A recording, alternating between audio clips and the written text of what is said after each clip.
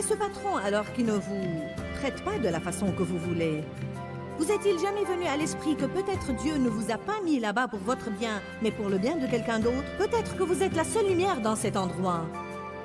Restez avec nous dans Jouissez de votre vie.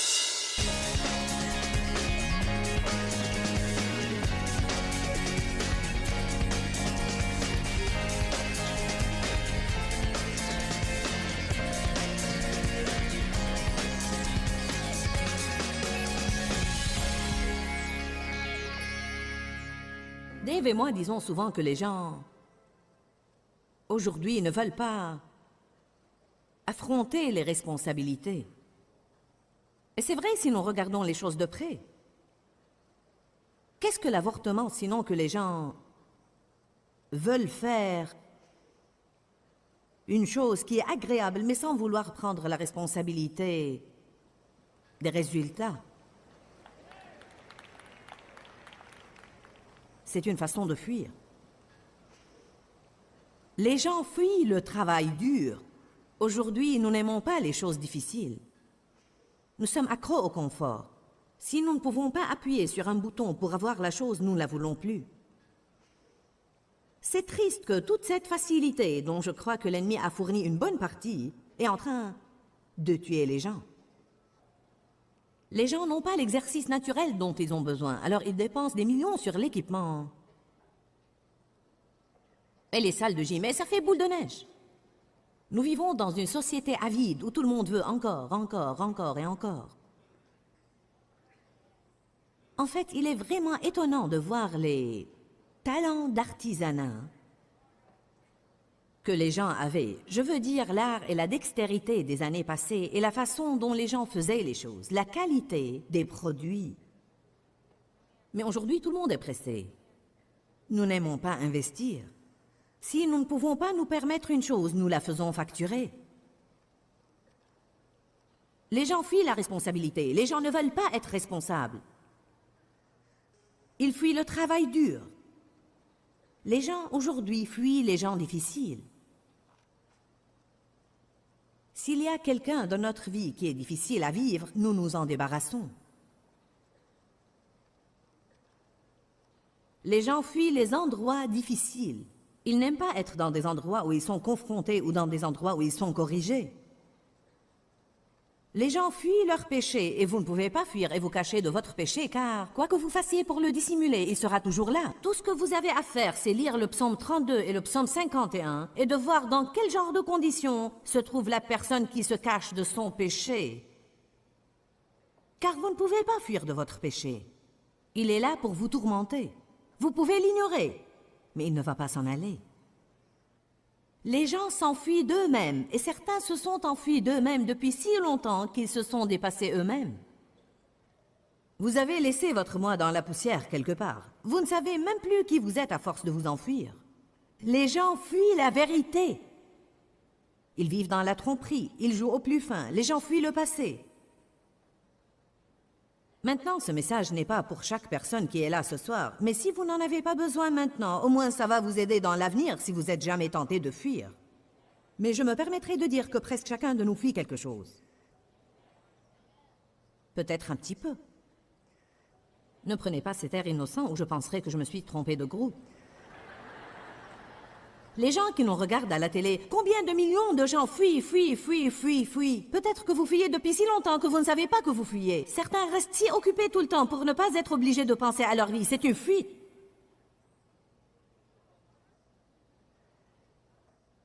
Exode 14, 9. La fuite n'apporte pas la délivrance. Les Égyptiens les poursuivirent, tous les chevaux et les chars de Pharaon et ses cavaliers et son armée, et les atteignirent campés près de la mer Rouge. Verset 10. Quand Pharaon approchait, les Israélites levèrent les yeux et virent que les Égyptiens étaient en marche derrière eux. Et les Israélites eurent une grande frayeur et crièrent à l'Éternel. Donc l'ennemi les poursuivait et ils étaient effrayés. Et ils dirent à Moïse, « N'y avait-il pas de sépulcre en Égypte sans qu'il fût besoin de nous mener mourir au désert? Que nous as-tu fait en nous faisant sortir d'Égypte? Ne te disions-nous pas en Égypte, laisse-nous tranquilles? Ils ne lui ont pas dit, laisse-nous tranquilles. Criez à Dieu pour leur délivrance. Beaucoup de gens veulent la délivrance, mais quand ça devient trop dur, ils veulent retourner en Égypte. Allez, ils voulaient en finir. Nous voulons en finir, nous voulons en finir, nous voulons en finir. Dieu a dit, je vais vous prendre à la terre promise. Mais le seul moyen, c'est de traverser. Alors, ils ont dû traverser le désert. Quand c'est devenu dur, quand ils ont eu peur, quand les choses ne semblaient pas sûres, ils voulaient revenir à leur confortable esclavage. Combien de gens sont au régime jusqu'au moment où ils ont faim? Combien renoncent à la drogue jusqu'au moment où ils ont la tremblote? Vous comprenez ce que je dis? C'est beau d'avoir un bon plan jusqu'au moment où ça devient dur. Moïse répondit au peuple, ne craignez rien. Écoutez bien ça.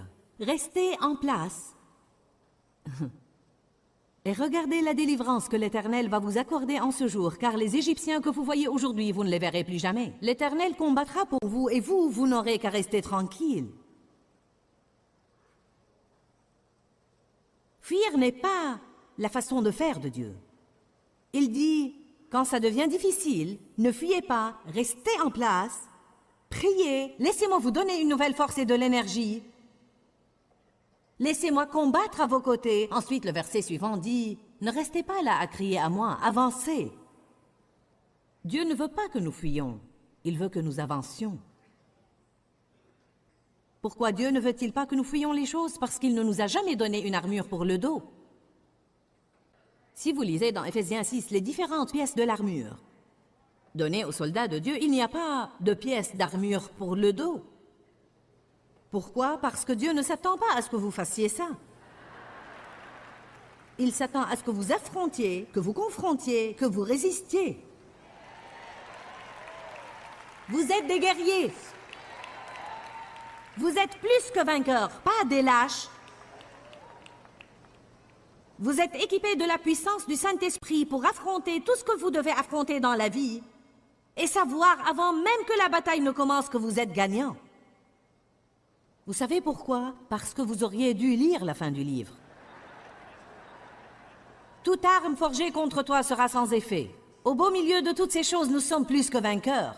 Celui qui est en nous est plus grand que celui qui est dans le monde. Et encore, et encore, et encore. Ça ne sert à rien de croire cela seulement dimanche à l'église. Vous devez prendre ces versets et vous en servir lundi. Quand vous traitez avec une personne difficile, ne dites pas « je ne peux plus supporter cela plus longtemps ». Mais dites « je peux faire tout ce que je dois faire. Et si c'est là que Dieu veut que je sois, alors je ne vais pas m'enfuir car il va me donner la grâce pour rester là. Je vais mener cette chose à bien jusqu'à la fin. »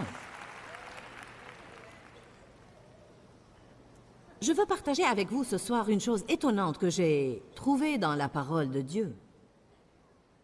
Je vais vous montrer 4 exemples de personnes qui se sont enfuies. Mais n'importe où qu'elles étaient, Dieu les trouvait et les renvoyait à l'endroit d'où elles ont fui.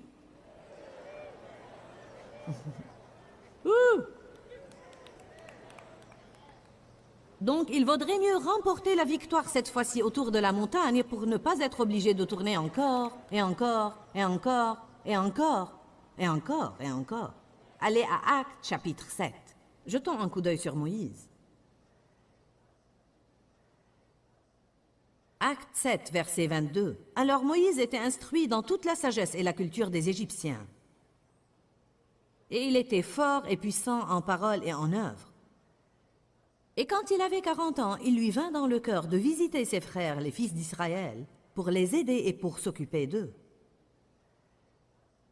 Il paraît qu'il savait, en ce moment-là, que bien qu'il fût élevé par la fille de Pharaon, il était en fait un Israélite.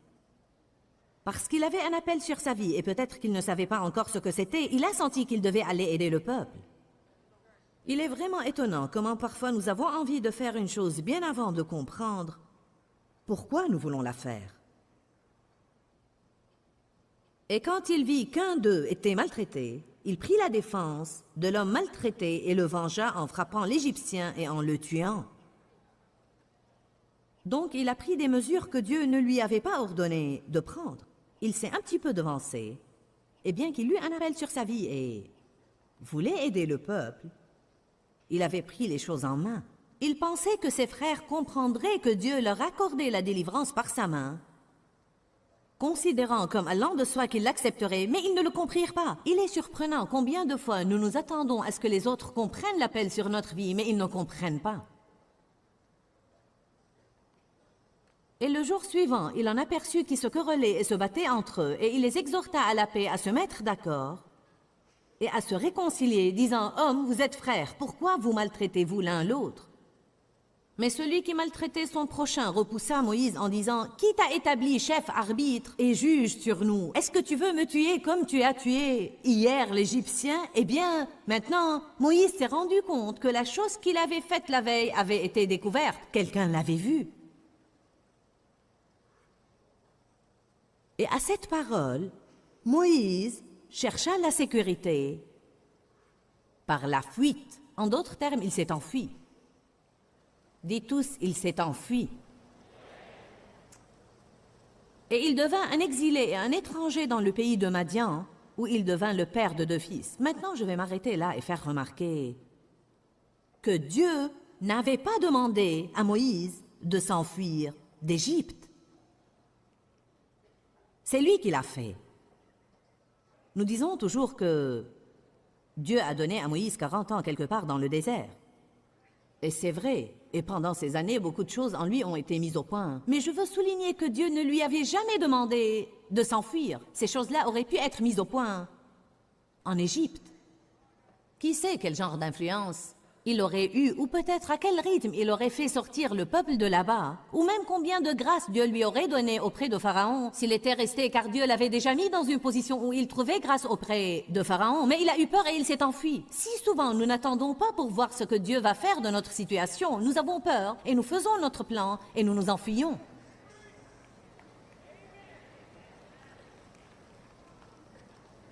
Amen.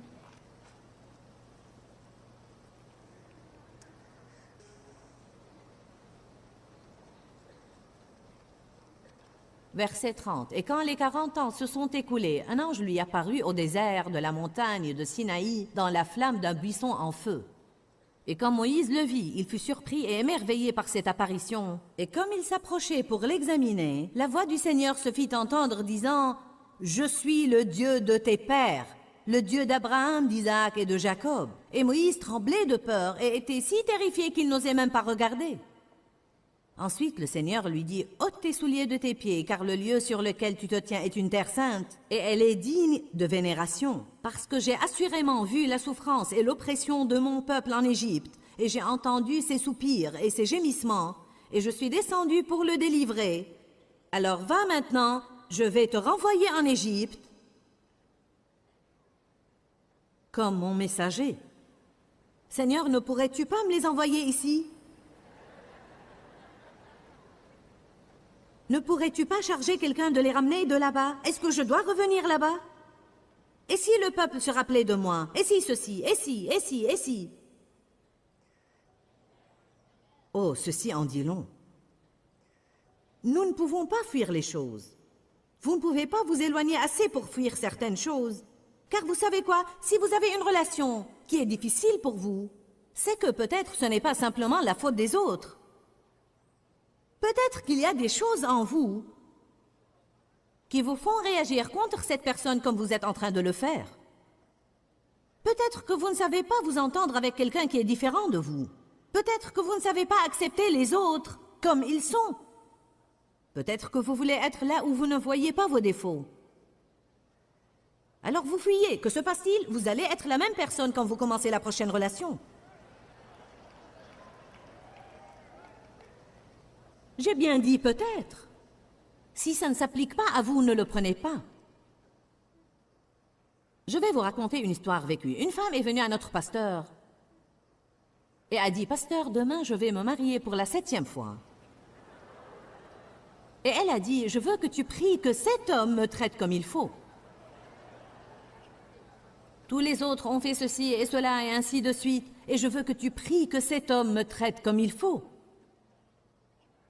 Il a eu le courage de lui dire « Madame, est-ce qu'il vous est jamais venu à l'esprit que dans toutes ces 7 relations, vous étiez le seul dénominateur commun?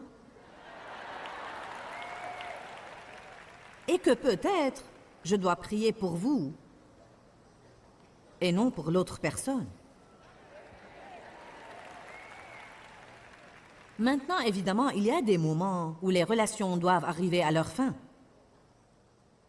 Je n'encourage personne à rester pour être battu tous les jours et pour être maltraité, ou même à garder une relation avec un ami qui exploite et manipule et contrôle. Je ne parle même pas de ce genre de situation. Je parle de « eh bien, nous ne sommes pas compatibles. J'aimerais que vous me disiez qui l'est. »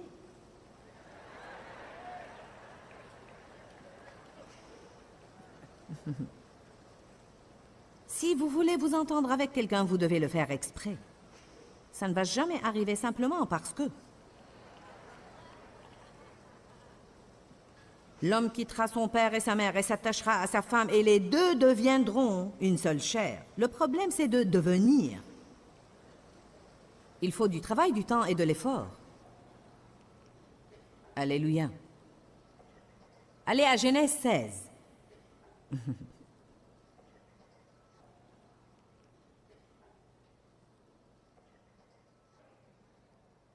Comme j'ai dit, je sais qu'il y a des moments où vous devez sortir de situations. Mais je pense que presque vous tous convenez que dans notre société d'aujourd'hui, les gens renoncent trop facilement. Pourquoi? Parce que nous ne voulons rien de difficile. Nous devons arrêter de fuir les choses difficiles. Vous êtes loin de Dieu pour tenir bon face aux choses difficiles. Les gens n'ont pas besoin de la puissance du Saint-Esprit pour s'enfuir. Ils ont besoin de la puissance du Saint-Esprit pour tenir bon, pour résister, pour endurer, pour être résolus. Voilà les mots de la Bible sur lesquels nous devons faire des études de Bible. Résolution, endurance, souffrance. Le seul moyen d'en sortir, c'est de traverser. Jésus a dit, si vous allez hériter avec moi, vous devez souffrir avec moi. Genèse 16, nous n'allons pas étudier toute l'histoire car nous allons l'étudier dans une autre étape de notre enseignement. Mais nous savons que Sarah n'avait pas eu l'enfant qu'elle souhaitait, alors elle a pris les choses en main et a donné sa servante à son mari et a pensé qu'elle allait avoir un enfant de cette façon. Et puis les conflits ont commencé entre les deux femmes. Et finalement, Sarah a chassé Agar.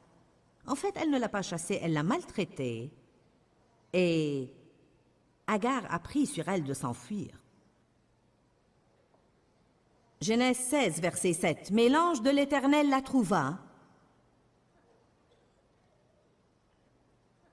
Commençons par le verset 6. Mais Abraham dit à Sarai, voici ta servante est en ton pouvoir. Agis à son égard comme tu veux. Et quand Sarai la traita sévèrement, l'humiliant et l'affligeant, Agar s'évada ou s'enfuit de sa maîtresse. Mais l'ange de l'Éternel la trouva près d'une source d'eau dans le désert sur le chemin de Shur. Et il dit à Agar, verset 8, écoutez bien, servante de Sarai, dis-moi d'où viens-tu et où as-tu l'intention d'aller? Alors elle répondit, je fuis devant ma maîtresse Sarai. Et l'ange de l'Éternel lui dit, retourne vers ta maîtresse, humilie-toi sous sa main et sois lui soumise. Oh oh!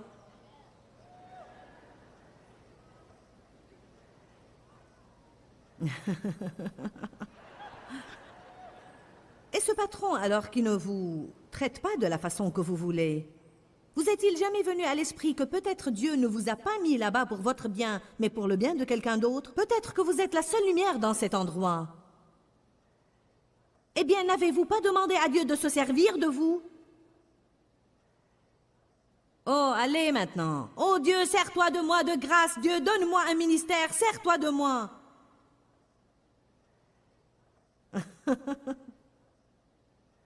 Alors, il vous met dans un endroit obscur où les gens ne vous apprécient pas et ne vous traitent pas comme il faut. Maintenant, Dieu soit loué, je vais quitter, je suis un enfant de Dieu et je ne suis pas obligé de supporter ces trucs. Allez maintenant, je prêche bien.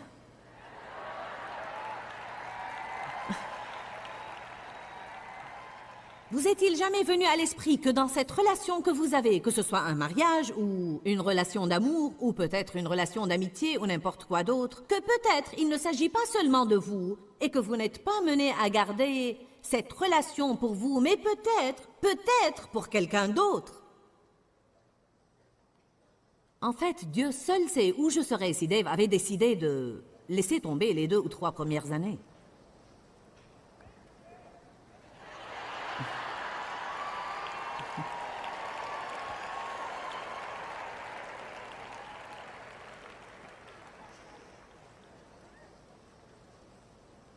Vous dites, eh bien, cette personne-là me tape sur les nerfs. C'est bon, elle est le papier de verre dont vous avez besoin dans votre vie. Car nous sommes tous des diamants bruts et nous avons besoin de quelque chose, quelqu'un, quelque part, une certaine circonstance pour nous polir. C'est triste que... Maintenant, écoutez-moi bien, s'il vous plaît. Beaucoup de fois, les choses, les endroits, les gens que nous fuyons sont précisément les outils que Dieu a prévus pour notre maturité spirituelle. Alors nous les fuyons et nous restons tels que nous sommes, et puis nous demandons de nouveau à Dieu de nous changer et de se servir de nous. Et il vient avec le même plan de nouveau, mais avec un visage différent.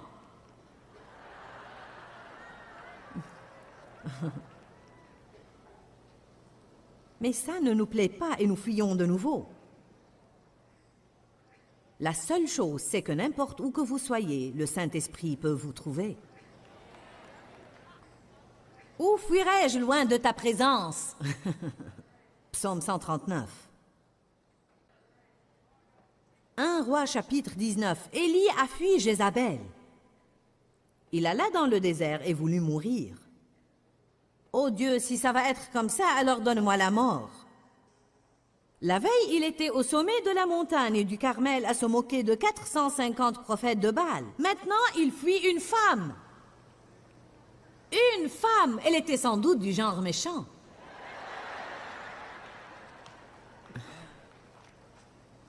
Alléluia. Abraham va et se cache dans une caverne. Je veux dire, Élie va et se cache dans une caverne, et l'Esprit de Dieu vient à lui et lui dit, « Que fais-tu ici ?» Je pense que Dieu dit à certains de vous dans les endroits où vous vous trouvez, « Que faites-vous ici ?» Fuyant, éludant, évitant, vous dérobant.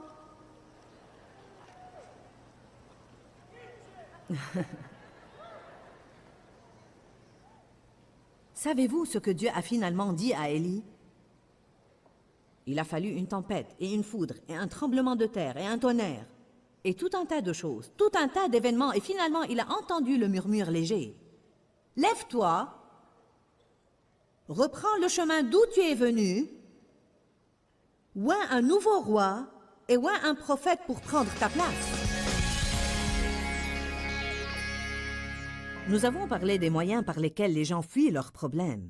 Excuses, accuser les autres, occupation, procrastination, laisser tomber et s'éloigner de la situation et se mettre à toutes sortes d'habitudes de dépendance. Vous savez, la parole de Dieu est pleine d'exemples de gens qui ne prennent pas la responsabilité de leurs actions et nous devons apprendre de ces exemples, d'arrêter de fuir, de rester en place, de confronter les problèmes et de regarder la délivrance de notre Seigneur. Cette semaine, je vais parler de marcher dans la paix. Alors je veux simplement dire, si vous n'avez pas la paix dans votre vie parce que vous n'avez pas encore accepté Jésus comme votre sauveur personnel, je veux vraiment vous encourager à le faire aujourd'hui. Jésus attend avec ses bras grands ouverts, peu importe la quantité de mal que vous avez fait, ou bien pour combien de temps vous l'avez fait. Si vous reconnaissez vos péchés, confessez vos péchés et demandez à Jésus de venir dans votre cœur, il va pardonner vos péchés et vous purifier et vous rendre juste avec lui. Dis-leur que je les aime. Dans ce livret, Joyce Meyer donne une révélation de l'amour de Dieu pour nous. Pour obtenir ce livret gratuitement, écrivez-nous à Joyce Meyer, boîte postale 40095-6300, Larnaca, Chypre.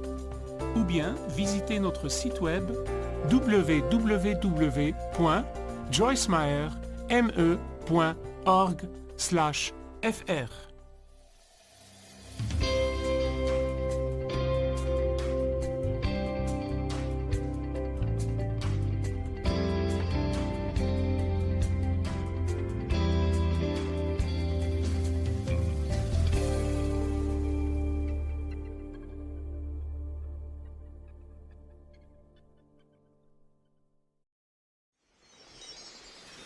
Combien de fois Dieu nous demande de venir passer un moment avec lui, mais nous trouvons excuse après excuse après excuse après excuse. Restez avec nous dans Jouissez de votre vie.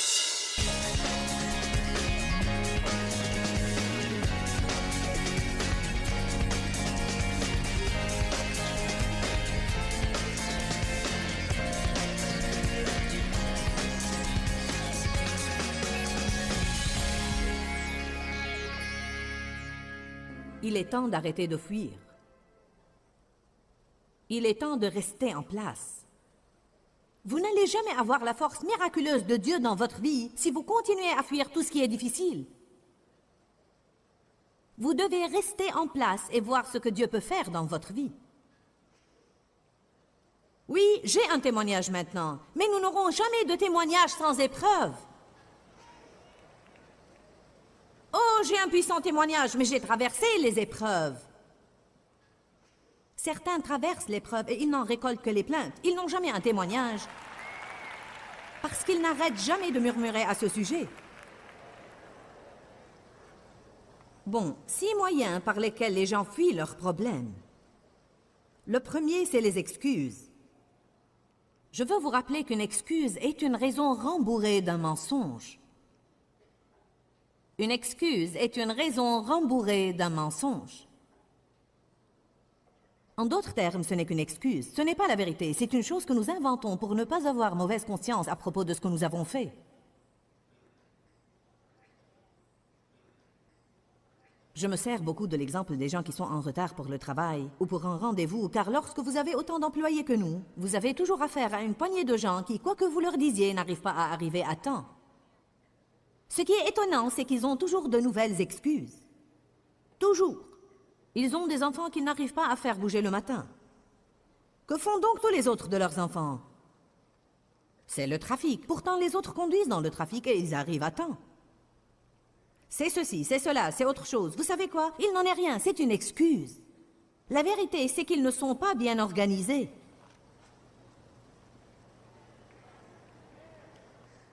Ils n'ont laissé aucune marge pour une chose qui pourrait survenir et à laquelle ils ne s'attendaient pas. C'est à prendre ou à laisser, mais c'est la vérité. Il serait mieux de dire « je suis en retard car je ne me suis pas bien organisé ». À ce moment-là, la vérité nous affranchira et nous commencerons à faire ce qui est juste. Le problème avec les excuses, c'est qu'elles nous trompent et nous ne changerons jamais. Nous avons tous notre sac d'excuses. Je suis ronchon aujourd'hui car j'ai eu une mauvaise journée au travail. La Bible ne dit pas qu'il nous faut opérer selon le fruit de l'esprit à moins que nous ayons eu une journée dure au travail.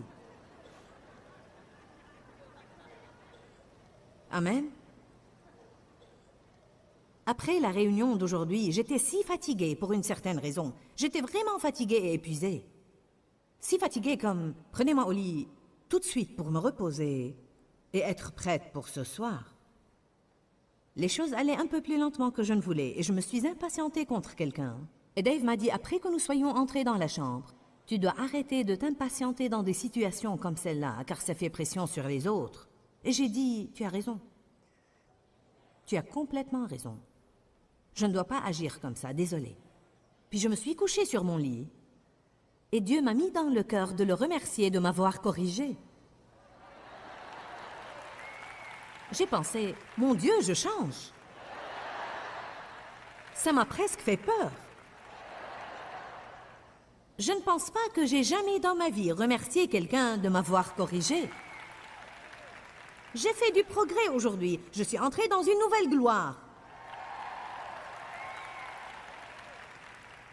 Vous savez quoi? Je me suis couchée et j'étais vraiment contente.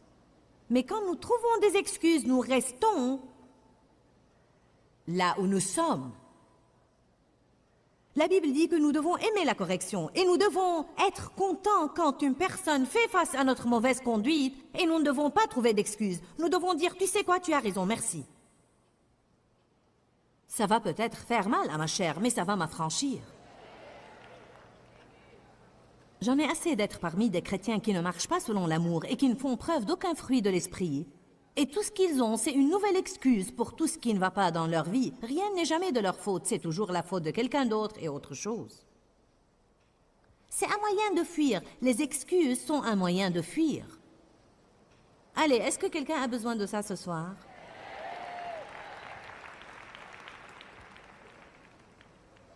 Eh bien, je suis obèse parce que j'ai une thyroïde lente.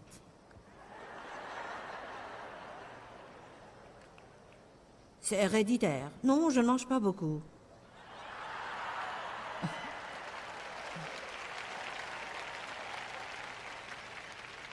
Maintenant, ne me lapidez pas. Je dois me dire la même chose. J'ai toujours été une adolescente bien en chair. J'ai toujours été au régime. J'ai mené cette bataille toute ma vie. Et toute ma vie, j'ai dit, j'ai une thyroïde lente, j'ai une thyroïde lente.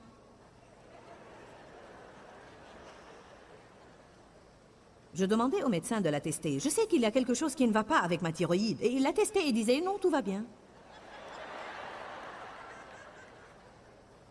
Eh bien, elle doit au moins être paresseuse.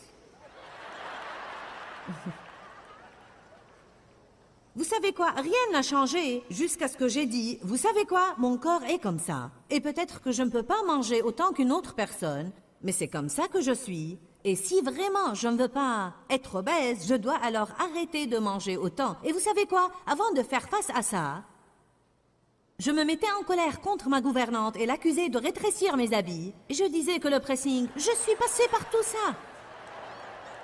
Eh bien, je ne vais plus aller à ce pressing. Chaque fois que je leur envoie une chose, ils la rétrécissent. C'est vraiment étonnant. C'est comme si vous pouviez sentir la chair. Courir et essayer de trouver n'importe quel recoin pour se cacher et ne pas faire face à ça.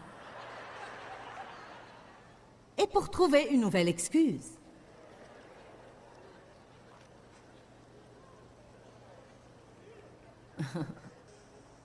C'est un peu comme lorsque nous n'avons pas été élevés dans l'amour familial et nous passons notre vie à essayer de gagner l'amour de quelqu'un qui ne va jamais vraiment nous aimer.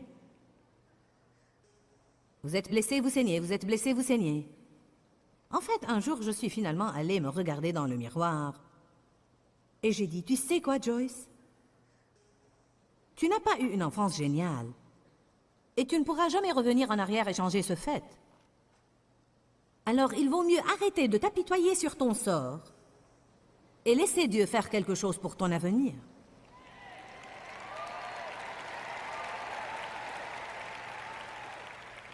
Ce n'est pas un des 6 moyens, mais je me disais aujourd'hui, je dois développer ce message à 7 moyens de fuir, car je pense que l'apitoiement sur soi en est un autre. Pauvre de moi. Peut-être que vous m'avez déjà entendu dire ça, mais Dieu m'a finalement dit, tu peux être pitoyable ou tu peux être forte, mais tu ne peux pas être les deux, alors fais ton choix. C'est une parole dont quelqu'un a besoin ce soir. Tu peux être soit pitoyable, soit forte, mais tu ne peux pas être les deux. Si tu veux garder la pitié, tu ne vas pas avoir la force de Dieu. Je ne peux rien faire à l'égard de ce que les gens m'ont fait quand j'étais trop jeune pour faire quoi que ce soit, mais je peux faire quelque chose pour ma vie maintenant. Parce que j'ai la force de Dieu à mes côtés, et la première chose que je peux faire, c'est pardonner aux gens qui m'ont fait du mal et ne pas rester rancunière. Certains devraient aller se regarder dans le miroir et avoir une conversation avec eux-mêmes. Il est temps de faire face à la vérité et d'arrêter de fuir les choses.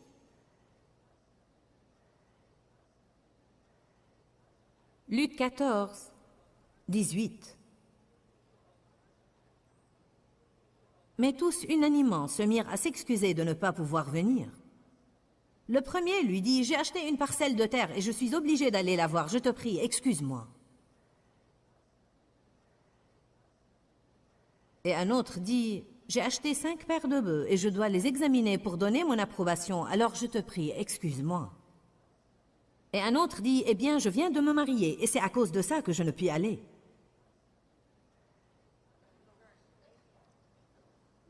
Cela représente une histoire où Jésus invite les gens à venir à sa maison et à dîner avec lui et à passer un moment avec lui. Combien de fois Dieu nous demande de venir passer un moment avec lui, mais nous trouvons excuse après excuse après excuse après excuse. Eh bien, j'ai ces enfants dont je dois m'occuper car tu me les as donnés, Dieu, et j'ai cet époux qui m'accable de responsabilités. Et ainsi de suite. Vous savez quoi? Soyons honnêtes. Nous parlons ce week-end de la vérité. Peut-on être honnête? Si nous ne passons pas un temps avec Dieu, c'est que nous ne le voulons pas vraiment. Maintenant, je ne m'attendais pas à ce que quelqu'un saute et applaudisse et acclame, car voyez, ça fait mal de le dire. Nous ne voulons pas le dire, car nous voulons dire, eh bien, c'est à cause de ceci et à cause de cela. Mais la vérité, c'est que, allez, messieurs, dames, nous voulons la vérité ce soir. La vérité, c'est que si je veux vraiment faire une chose, je la fais. Je trouve un moyen de la faire. Je dis parfois aux jeunes personnes qui ont des enfants en bas âge, si vous payez une babysitter pour sortir dîner ou pour sortir voir un film, qu'arriverait-il à votre vie spirituelle si vous payez une babysitter une fois par semaine pour pouvoir passer un moment avec Dieu? Avez-vous jamais pensé à ça? C'est une idée originale. Qu'arriverait-il si vous trouviez une jeune fille et lui payiez 1 heure par jour pour surveiller vos enfants pour que vous puissiez être dans la présence de Dieu? Ouh, Jésus, alléluia!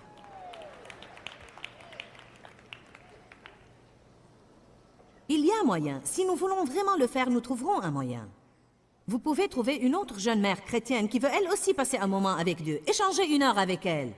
Surveillez ses enfants 1 heure pour qu'elle puisse passer un moment avec Dieu et laissez-la surveiller les vôtres. Soyez créatifs.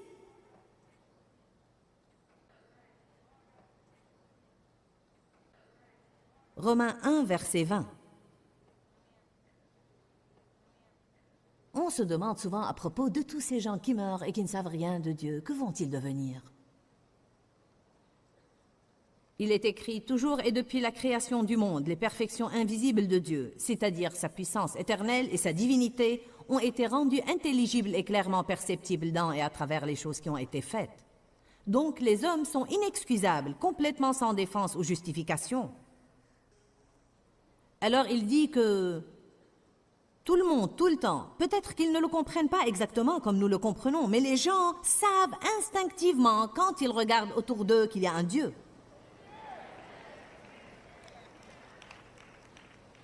Dieu est un Dieu de justice et nous savons qu'il ne va pas condamner quelqu'un qui n'a pas eu la chance adéquate. Et Dieu donne à tout le monde la chance d'une certaine façon. Je crois vraiment à ça.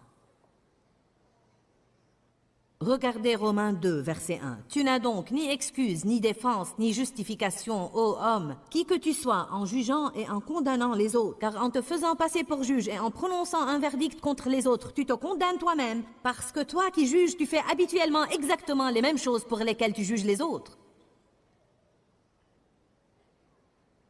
Dites tous pas d'excuses. Ce sont tous ces « mais » qui nous posent des problèmes. Je sais que je ne devrais pas faire ça, mais... Je sais que je devrais me lever et éteindre la télévision, mais... Je sais que je devrais aller au lit pour pouvoir me lever tôt et passer un moment avec Dieu, mais... Allez maintenant.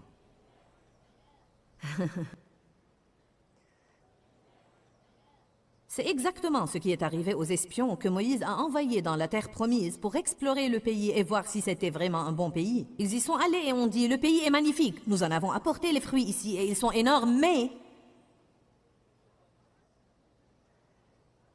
Nous avançons toujours jusqu'à ce que nous nous heurtions à ces mais.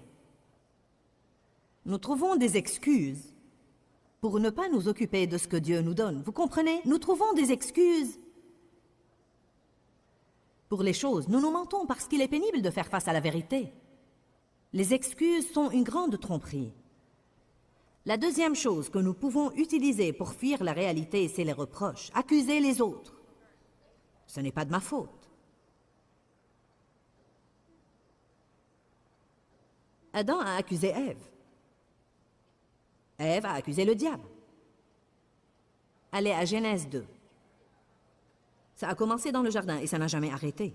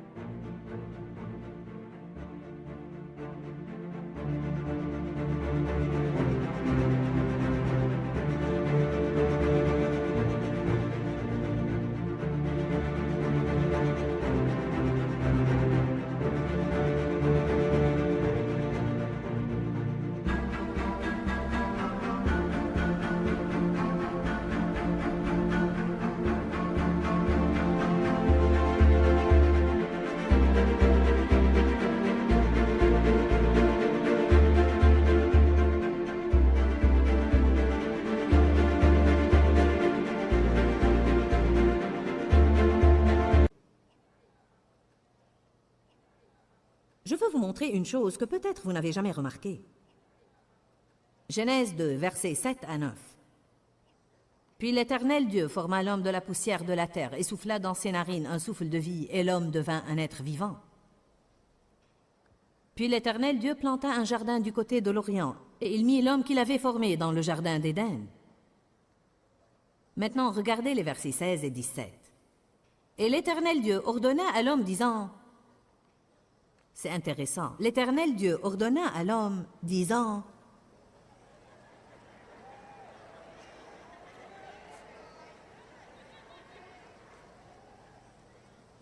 Il n'a jamais dit à Ève, il a dit à Adam. Adam était censé dire à Ève.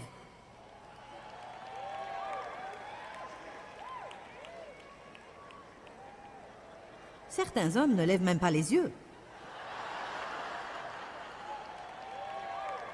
Vous savez ce que je pense? Écoutez-moi, je m'adresse aux dames aussi, alors ne vous formalisez pas. La Bible dit, Dieu a ordonné à l'homme, tu ne mangeras pas de cet arbre. Je ne sais pas vraiment où était Adam quand Ève a été tentée par le diable et a mangé, mais la Bible dit, elle mangea et elle en donna aussi à son mari et il mangea. Donc il devait être là-bas. Est-ce qu'il regardait tout ça? N'a-t-il rien dit? N'a-t-il rien fait? Lui a-t-il au moins dit ce que Dieu avait dit? Et s'il l'avait fait, quand il a vu qu'elle était tentée, a-t-il intervenu et pris sa responsabilité en tant que chef de famille?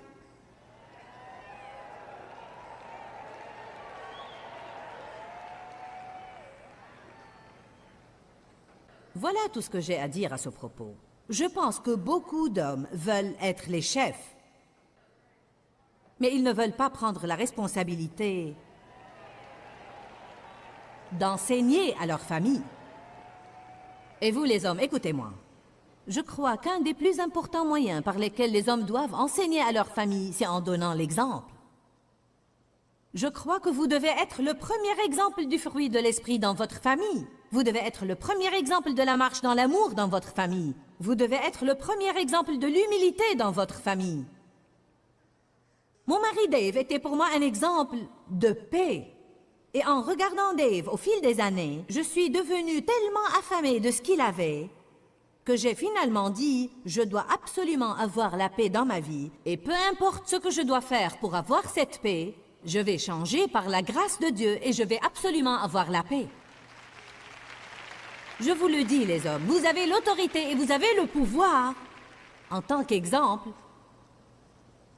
Et vous ne pouvez pas être les chefs et dire à tout le monde ce qu'ils doivent faire si vous n'allez pas leur enseigner et les guider par l'exemple.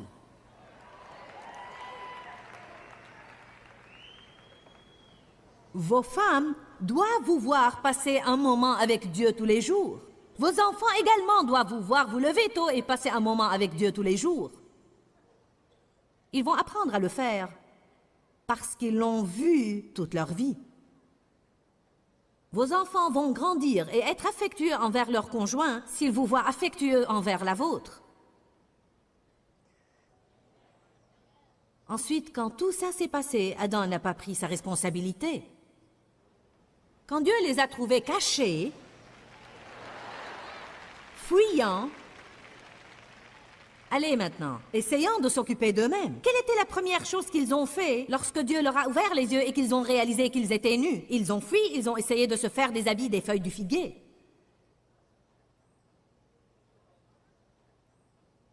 Dieu a dit, qu'as-tu fait? Qui t'a appris que tu étais nu? As-tu fait ce que je t'avais dit de ne pas faire? Eh bien, Dieu, la femme que tu m'as donnée. Maintenant, c'était la faute à Dieu parce qu'il lui avait donné la femme. Combien voulez-vous me parier qu'il l'avait demandé?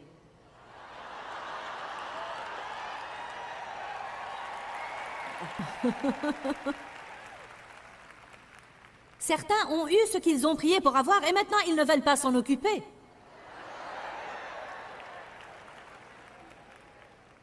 Dieu, je me sens seule. Ces animaux sont magnifiques, mais ça ne va pas. J'ai besoin d'un compagnon. Dieu, cette femme que tu m'as donnée, elle a mangé et elle m'en a donné et j'ai mangé. Pauvre Adam. Puis à Ève, pourquoi as-tu fait cela? Eh bien, le diable me l'a fait faire.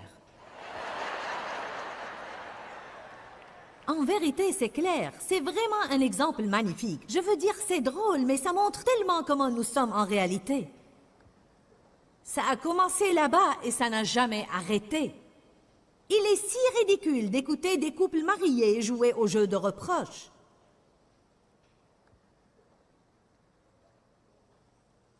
Si nous sommes en retard, c'est ta faute. Non, c'est ta faute. Si tu avais fait ça, nous ne serions pas en retard.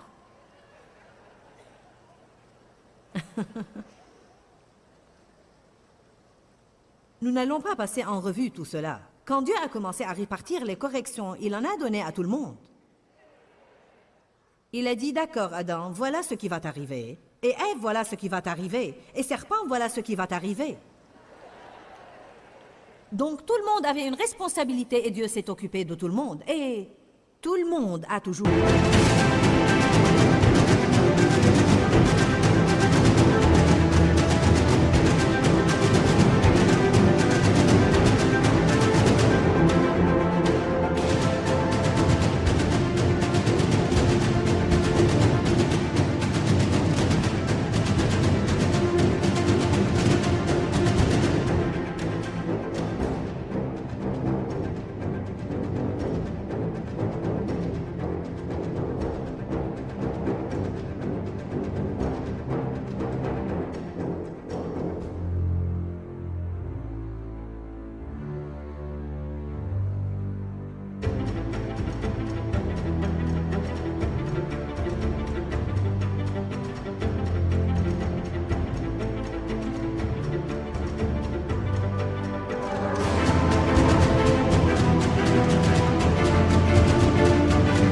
pour une responsabilité. Allez maintenant à Genèse 16, verset 1. Maintenant, Sarai, femme d'Abraham, ne lui avait pas donné d'enfant, et elle avait une servante égyptienne nommée Agar. Et Sarai dit à Abraham, « Voici, l'Éternel m'a empêché d'avoir des enfants. Je te prie alors de venir vers ma servante Agar, et peut-être aurai-je par elle des enfants. » Et Abraham écouta et tint compte de ce que disait Sarai.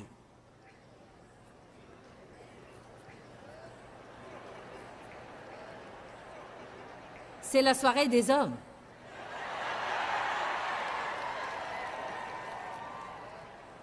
Vous, les femmes, vous pensez, « Oh Dieu, si seulement mon mari était là !»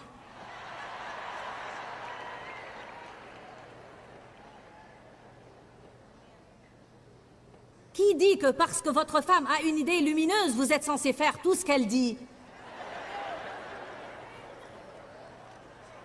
Il y a une écriture dans Corinthiens qui parle de la prière. Elle dit qu'une femme doit se couvrir la tête quand elle prie et qu'un homme ne doit pas se couvrir la tête quand il prie. Je ne pense pas vraiment que ça parle de chapeau.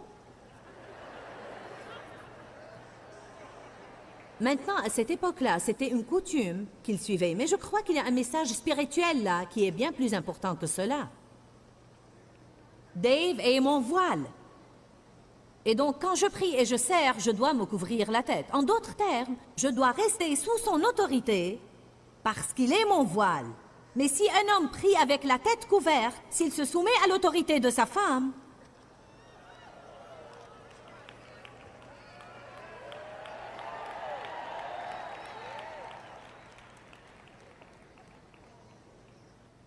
oui chérie, oui chérie, oui chérie.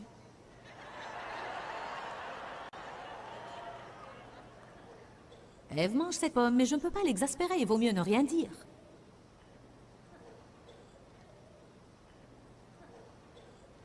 Ce que Sarah veut faire n'est pas une bonne idée, mais il vaut mieux ne pas l'affronter. Elle se mettra en colère si je ne la laisse pas faire ce qu'elle veut. Vous allez être tenu pour responsable. Je suis vraiment impitoyable ce soir, n'est-ce pas?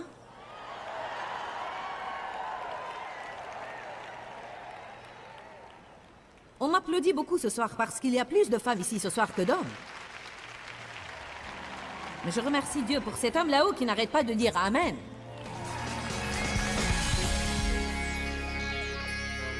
Nous avons parlé des moyens par lesquels les gens fuient leurs problèmes.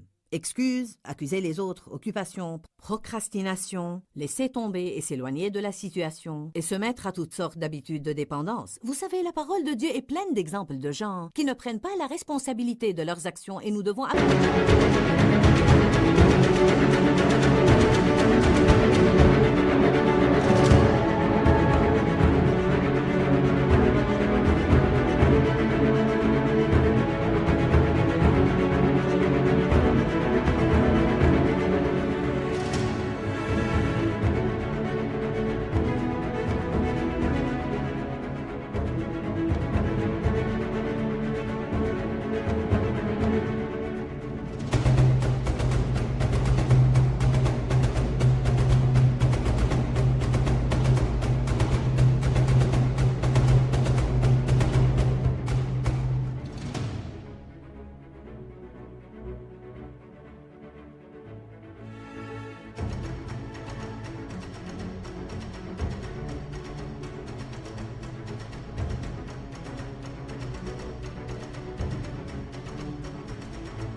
de ces exemples, d'arrêter de fuir, de rester en place, de confronter les problèmes et de regarder la délivrance de notre Seigneur. Cette semaine, je vais parler de marcher dans la paix. Alors je veux simplement dire, si vous n'avez pas la paix dans votre vie parce que vous n'avez pas encore accepté Jésus comme votre sauveur personnel, je veux vraiment vous encourager à le faire aujourd'hui. Jésus attend avec ses bras grands ouverts, peu importe la quantité de mal que vous avez fait, ou bien pour combien de temps vous l'avez fait. Si vous reconnaissez vos péchés, confessez vos péchés et demandez à Jésus de venir dans votre cœur, il va pardonner vos péchés et vous purifier et vous rendre juste avec lui. Dis-leur que je les aime. Dans ce livret, Joyce Meyer donne une révélation de l'amour de Dieu pour nous. Pour obtenir ce livret gratuitement, écrivez-nous à Joyce Meyer, boîte postale 40095-6300 Larnaca, Chypre. Ou bien visitez notre site web www.joycemeyer.org/fr.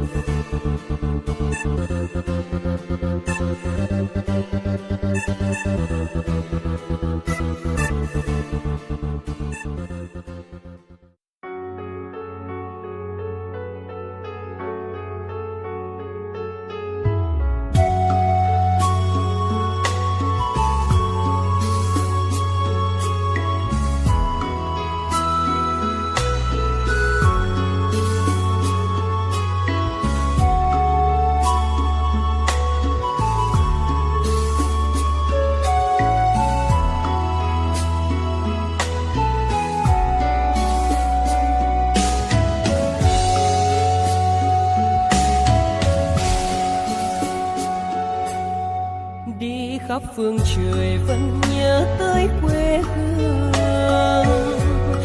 Người về đây thăm làng Trù quê mẹ và làng Sen quê cha, xúc động bồi hồi người rơi giọt lệ, thương mái nhà tranh thương đất mẹ nghèo, đi suốt cuộc đời mới được thăm.